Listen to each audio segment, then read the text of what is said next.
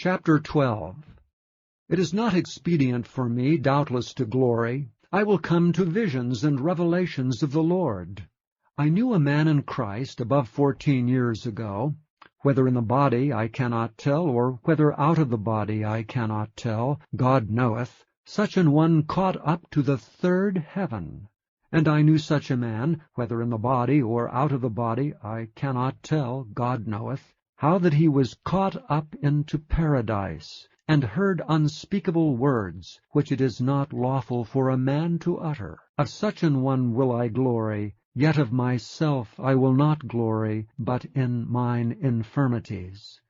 For though I would desire to glory, I shall not be a fool, for I will say the truth. But now I forbear, lest any man should think of me above that which he seeth me to be, or that he heareth of me. And lest I should be exalted above measure through the abundance of the revelations, there was given to me a thorn in the flesh, the messenger of Satan to buffet me, lest I should be exalted above measure.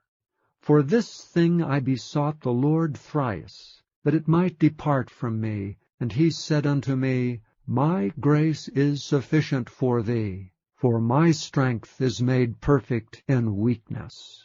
Most gladly therefore will I rather glory in my infirmities, that the power of Christ may rest upon me. Therefore I take pleasure in infirmities, in reproaches, in necessities, in persecutions, in distresses for Christ's sake, for when I am weak, then am I strong. I am become a fool in glorying. Ye have compelled me, for I ought to have been commended of you. For in nothing am I behind the very chiefest apostles, though I be nothing. Truly the signs of an apostle were wrought among you in all patience, in signs and wonders and mighty deeds. For what is it wherein ye were inferior to other churches, except it be that I myself was not burdensome to you? Forgive me this wrong.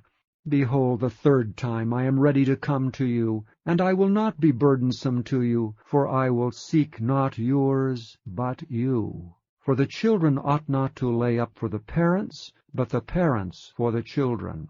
And I will very gladly spend and be spent for you. Though the more abundantly I love you, the less I be loved.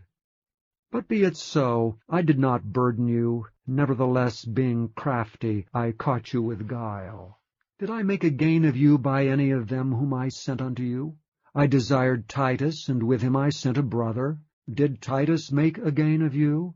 Walked we not in the same spirit? Walked we not in the same steps? Again, think ye that we excuse ourselves unto you?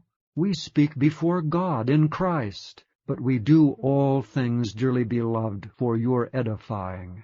For I fear lest when I come I shall not find you such as I would, and that I shall be found unto you such as ye would not, lest there be debates, envyings, wraths, strifes, backbitings, whisperings, swellings, tumults, and lest, when I come again, my God will humble me among you, and that I shall bewail many which have sinned already, and have not repented of the uncleanness and fornication and lasciviousness which they have committed.